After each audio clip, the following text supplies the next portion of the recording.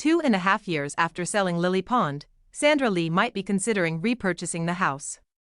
On Thursday, she was seen entering the house. In preparation for her return to New York, Sandra has been shopping the Bedford and Newcastle area, a source tells People.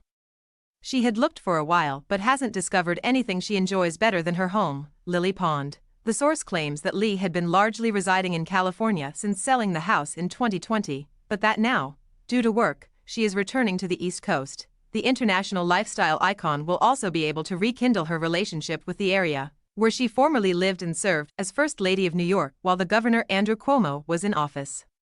She and Cuomo parted ways in 2019.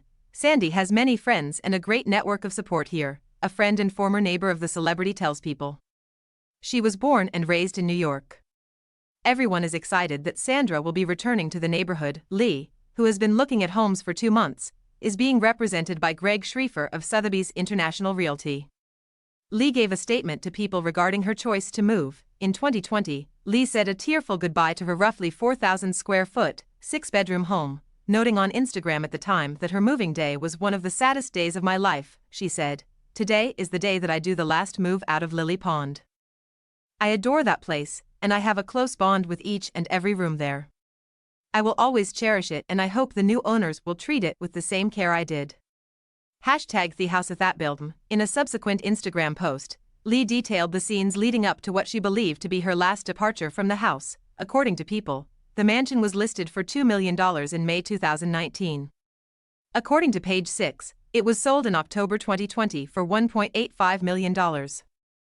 Lee relocated to the West and paid $3.38 million for a beachfront home in Malibu in February 2020. People verifies that she listed that house last month. She bought the 1940 house in 2008 and throughout the years meticulously preserved the home's heritage while modernizing the style and adding her own family artifacts. Since the same family had owned the home for decades prior to repurchase, it had some less than pleasant decor, including kitchen tiles with a rabbit motif from around 1980 and a duck-themed bathroom. Lily Pond, named for the pool of water in the front yard, paints a drastically different picture 10 years later. At the time, Lee noted, "We worked hard to make sure that we honored the home." She added places to plop while preserving the original brick floors, doorknobs, and bulky, beautiful hardware. Her major objective was to create a cozy and welcoming atmosphere in the house. She told People that this house smells like cookies and feels like heaven.